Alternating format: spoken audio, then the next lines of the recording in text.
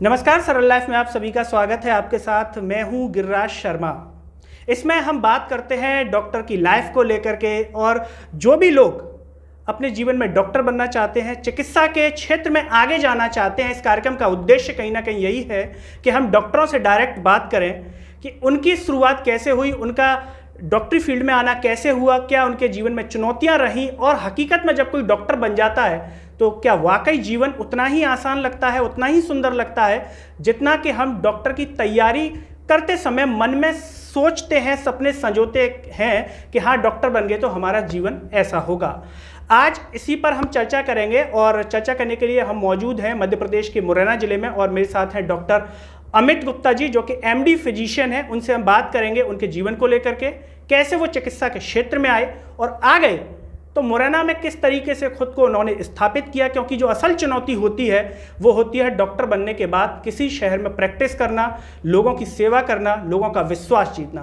चर्चा की शुरुआत करते हैं डॉक्टर अमित गुप्ता जी के साथ। डॉक्टर अमित, बहुत बहुत स्वागत है आपका। सबसे पहले तो आप ये बताएं कि आपका जो है डॉक्टरी फील्ड में आना किस तरीके से हुआ, शुरुआत कैसे हुई, जब आप विद्यार्थी जीवन में थे, क्या आपके परिवार में कोई रहा, ज़रा दर्शकों के साथ आप साझा करें। मैं doctor Amit Gupta MD physician Morena से बिलोंग करता हूँ जी। मेरे परिवार में कोई भी डॉक्टर नहीं है। जब मैं फर्स्ट डॉक्टर बना तो काफ़ी लोगों को खुशी भी हुई घर में जी। पर मेरा इस फील्ड में आना बहुत अपने आप में मैं मानता हूँ बहुत टिपिकल है।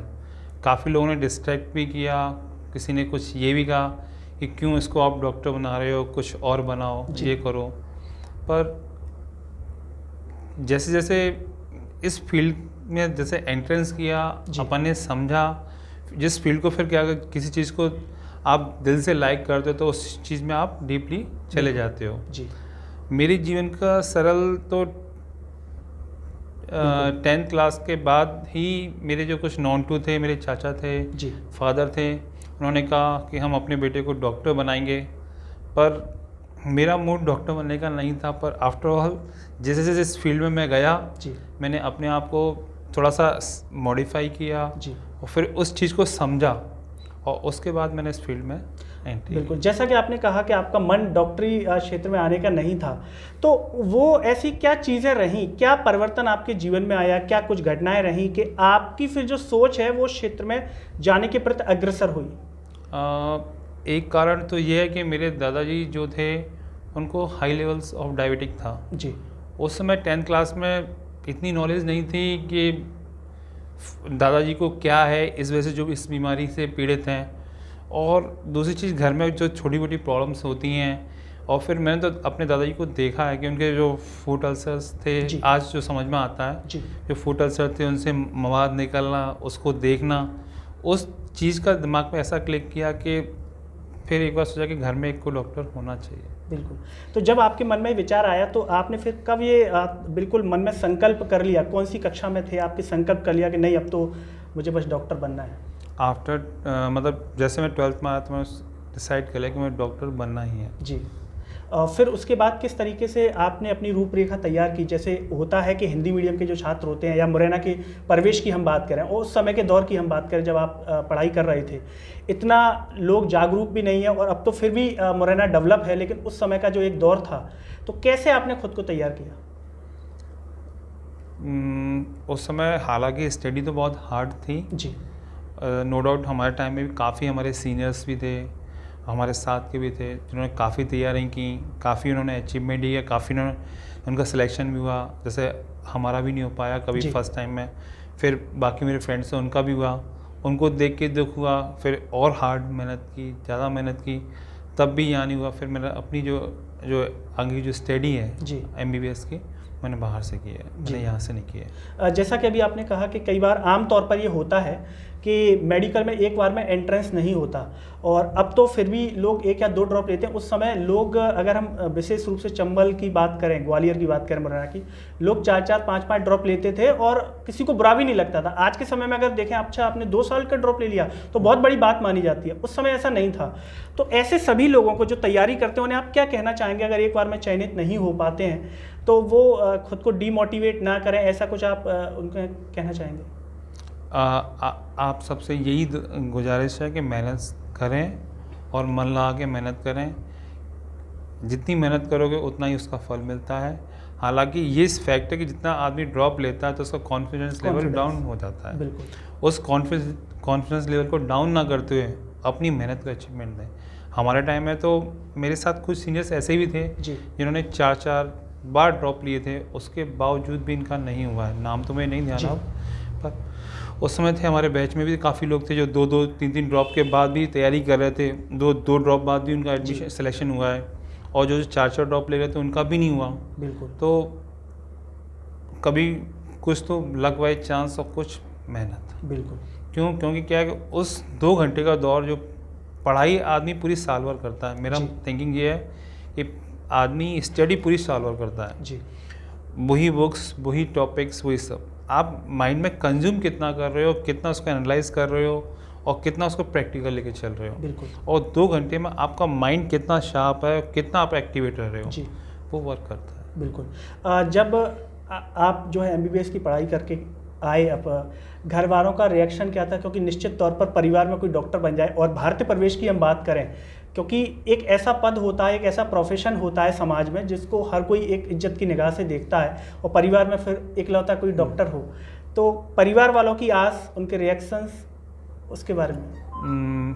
मुझे तो बहुत खुशी हुई थी, पर सबसे ज़्यादा खुशी मेरे फादर मदर को हुई थी, क्योंकि हालांकि हमारी कंबाइंड फैमिली अब तो नहीं है, पहले कंबाइंड फैमिली थी, तो काफ़ी लोगों की गॉसिप भी थी और कुछ भी था, तो after all you know everything. तो उनको देखते हुए, नेगलेक्ट करते हुए, अपने फादर मदर को देखते हुए, उनकी खुशी को देखते हुए उनको बहुत खुश हुआ कि हमारा बेटा डॉक्टर बन के आ गया जी, कोई प्रॉब्लम नहीं हुई। फिर यहाँ पर आके दिल्ली में, मतलब जैसे बाहर से कोई डॉक्टर बन के आता है जी, तो उसे मेडिकल काउंसिल ऑफ इंडिया का एग्ज़ाम देना पड़ता है जी, तो वो मैंने विदिन 6 मंथ क्लियर भी कर दिया था जी।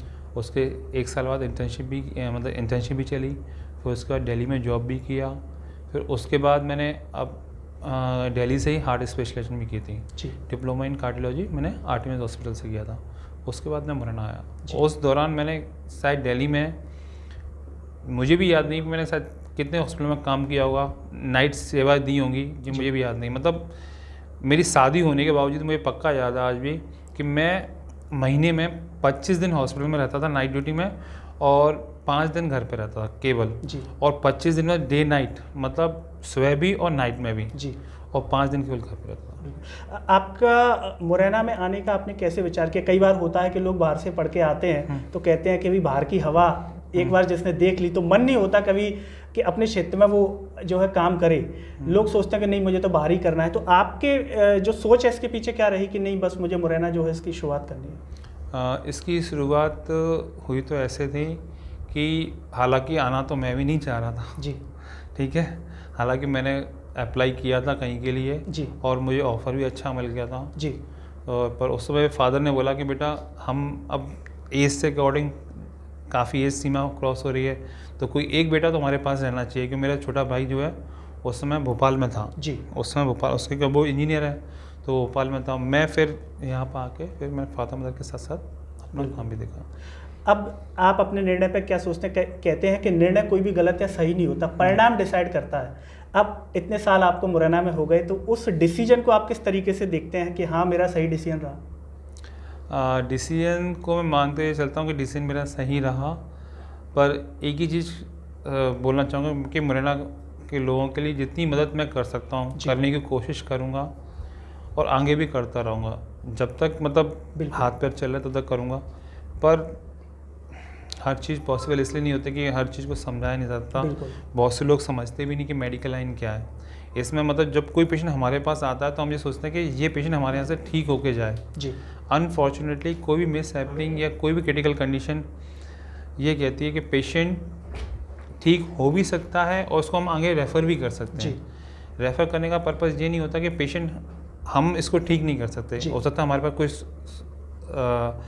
फैसिलिटी नहीं है या हो सकता है हमारे पास उस चीज़ का डॉक्टर ही नहीं है। बिल्कुल। तो उसको देखते हुए पेशेंट को हमें कभी कभी रेफ़र भी करना पड़ता है जी। तो कभी कभी मिस हैपनिंग होती भी है। मतलब मिस हैपनिंग इन सेंस मतलब कि बहुत से पेशेंट हमसे कहते हैं डॉक्टर साहब आपके पास लेने लायक नहीं था तो आपने लिया क्यों, बिल्कुल, आप हमें भेज देते। या पहले पेशेंट आके हाथ जोड़ता है कि डॉक्टर साहब आप ही देख लो उसके बाद 2 दिन बाद आपकी व्यवस्था नहीं थी तो आप हमें कहीं और भेज देते। बिल्कुल। तो क्या होता है कि ये सब चीज़ें तो मुरैना में मतलब बिल्कुल फेस करनी पड़ती हैं। बिल्कुल। मैंने भी बहुत फेस की हैं और आगे फेस कर रहा हूँ। जी हालांकि अब तो क्रिटिकल पोजीशन पे पेशेंट में अभी भी लेता हूँ, जी पर अब थोड़ा सोच समझ के लेता हूँ यार।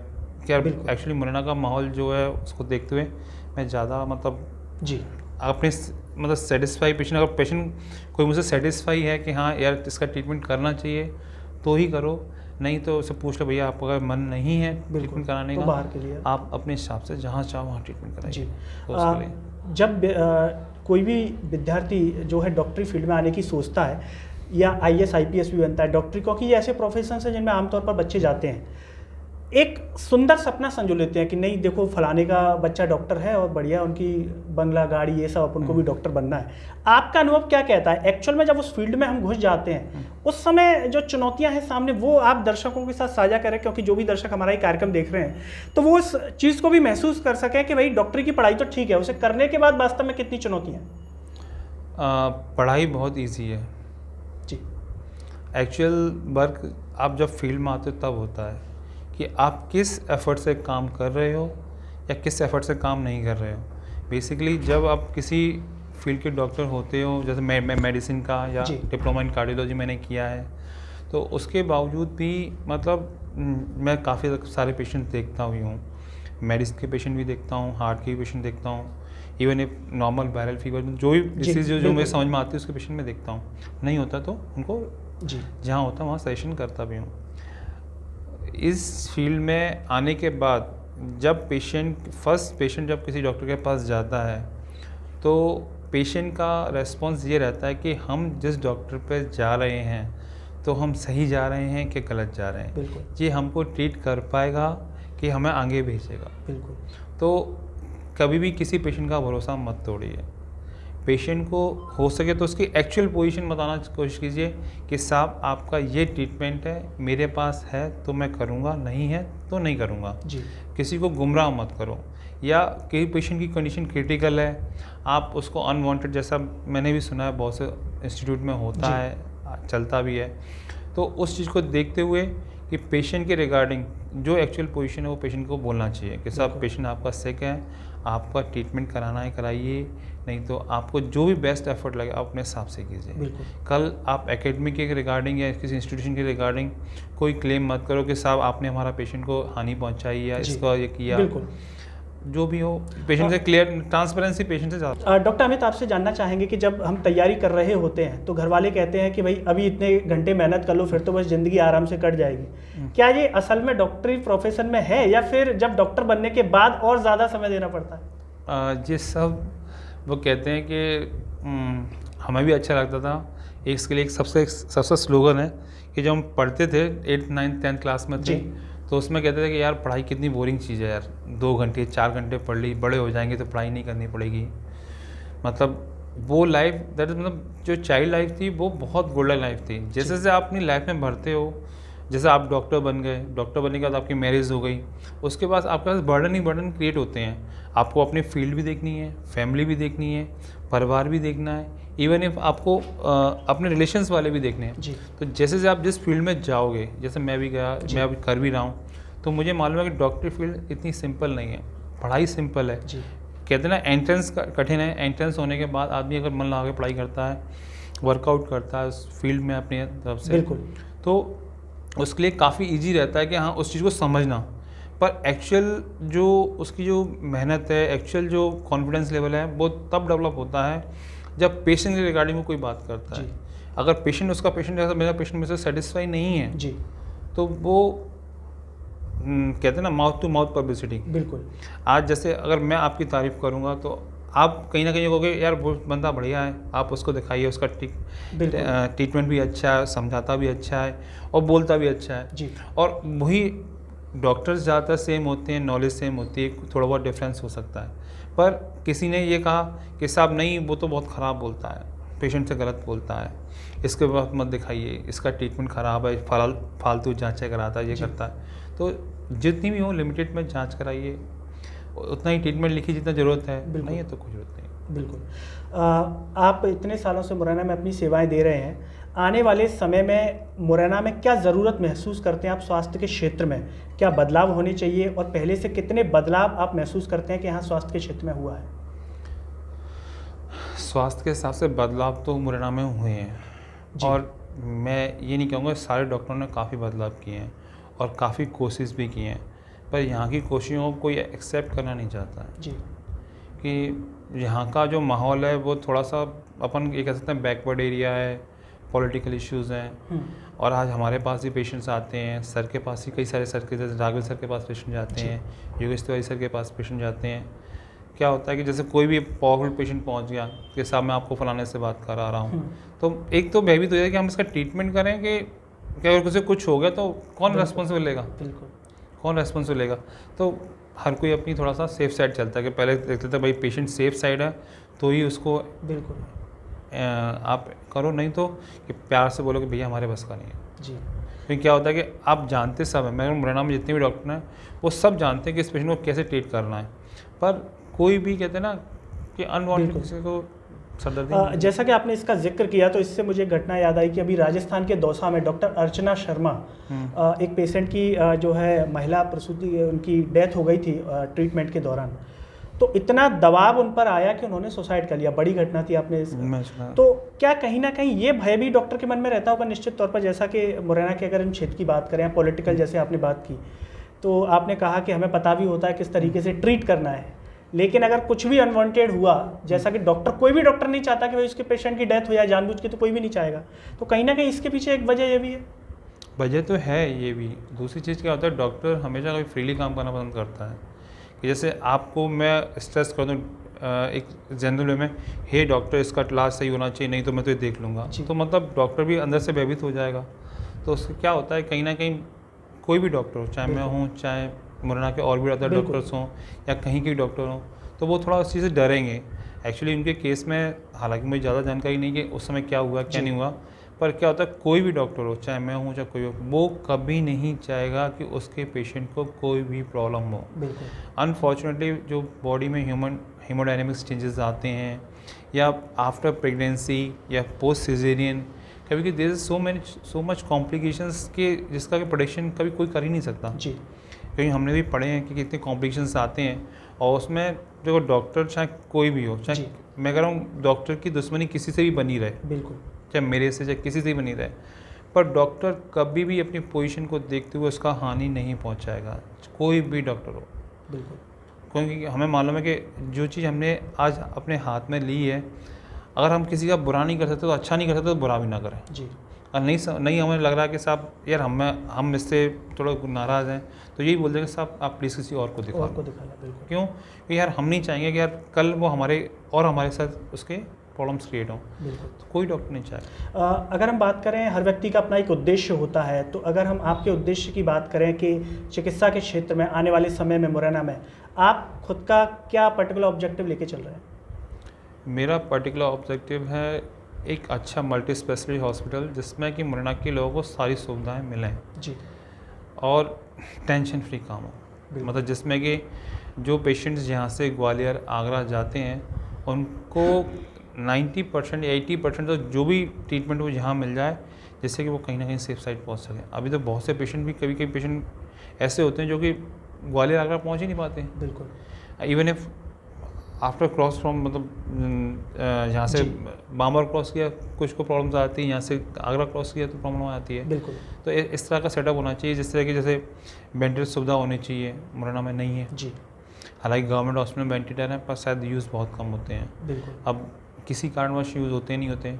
प्राइवेट सेक्टर में भी नहीं है वेंटिलेटर, हालांकि वेंटिलेटर मेरे पास एक है पर हम यूज़ नहीं करते अभी, पर नेक्स्ट सेटअप जो अपने डालना है उसमें यूज़ करूँगा। बिल्कुल, जैसा कि आपने जो डॉक्टर की पढ़ाई बाहर से की है, आमतौर पर जो बच्चे बाहर से पढ़ाई करते हैं उनके मन में एक कहते हैं कि एक डर या एक ये कहा जाता है कि भाई इंडिया में जो एग्ज़ाम होता है बहुत टफ होता है, उसे क्लियर करना, जैसा कि आपने क्लियर किया विद इन 6 मंथ। तो ऐसे उन बच्चों को आप क्या कहेंगे, क्योंकि हमारे भारत देश से भी कई लोग बाहर से MBBS करके आते हैं, पढ़ाई करके आते हैं, तो ऐसे उन बच्चों को आप क्या मैसेज देना चाहेंगे?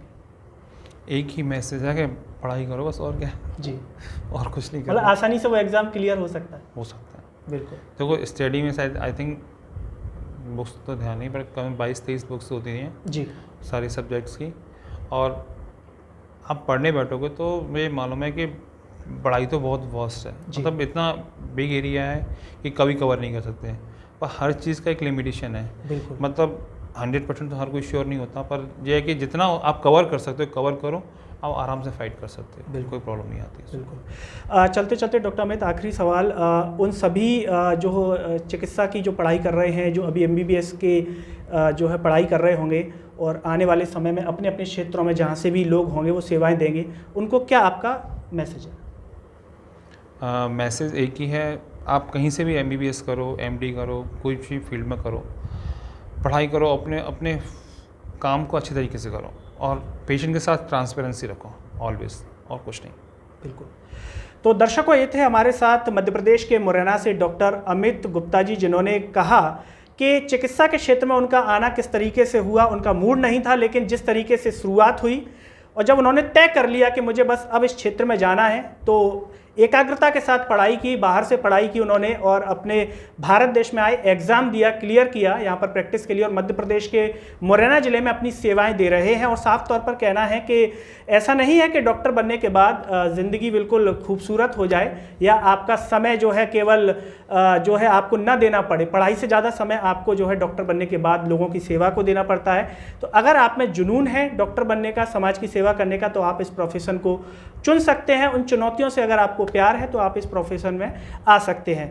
आपके मन में कोई भी सवाल है चिकित्सा क्षेत्र से संबंधित या डॉक्टरी फील्ड में जो हम कार्यक्रम करते हैं उसमें किस तरीके के कार्यक्रम होने चाहिए, या डॉक्टर अमित से आप कुछ सवाल करना चाहते हैं, जो लोग बाहर से पढ़ाई करते हैं, आपके मन में अगर कोई ऐसा सवाल हो तो वो आप कमेंट बॉक्स में ज़रूर बताइएगा। डॉक्टर अमित जब अगली बार हमारे कार्यक्रम में होंगे तो उन सवालों के जवाब हम डॉक्टर अमित से जानेंगे। तब तक के लिए मुझे और डॉक्टर अमित गुप्ता जी को दीजिए इजाज़त। नमस्कार।